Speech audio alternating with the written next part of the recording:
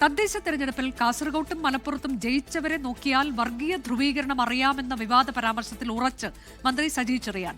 പറഞ്ഞത് യാഥാർത്ഥ്യമെന്നും പ്രസ്താവന വളച്ചൊടിച്ചു എന്നുമാണ് സജി ചെറിയാന്റെ വിശദീകരണം. പരാമർശത്തിൽ CPIM നേതൃത്വത്തിന് അതൃപ്തിയുണ്ട്. പരാമർശങ്ങൾ സംബന്ധിച്ച ചോദ്യങ്ങളിൽ നിന്ന് സംസ്ഥാന സെക്രട്ടറി MV ഗോവിന്ദൻ ഒഴിഞ്ഞുമാറി. സജി ചെറിയാൻ ഒരു വിവാദ പരാമർശം നടത്തി.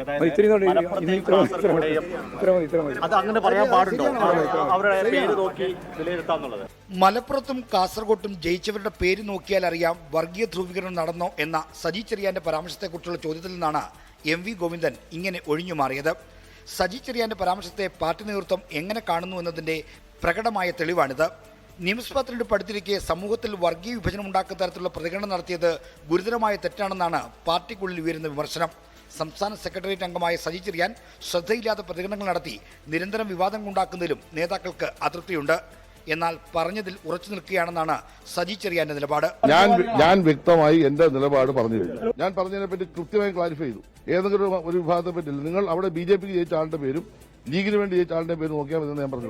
പ്രബല സമുദായ സംഘടനകൾ പ്രതിപക്ഷത്തെ വിമർശിച്ച സംഭവത്തിൽ നിന്ന് ശ്രദ്ധ തിരിക്കാനും സജി ചെറിയാന്റെ വിമർശനങ്ങൾ കാരണമായെന്ന് CPM നേതാക്കൾ ചൂണ്ടിക്കാട്ടുന്നു. 24 തിരുവനന്തപുരം. ലോകത്തെവിടെയായാലും ഏത് സമയത്തും 24 വാർത്തകളും ഓഗ്മെന്റഡ് റിയാലിറ്റി പാക്കേജുകളും എക്സ്പ്ലെയിനറുകളും വിശദമായി കാണാൻ ഞങ്ങളുടെ YouTube ചാനൽ നിങ്ങൾക്ക് സബ്സ്ക്രൈബ് ചെയ്യാം.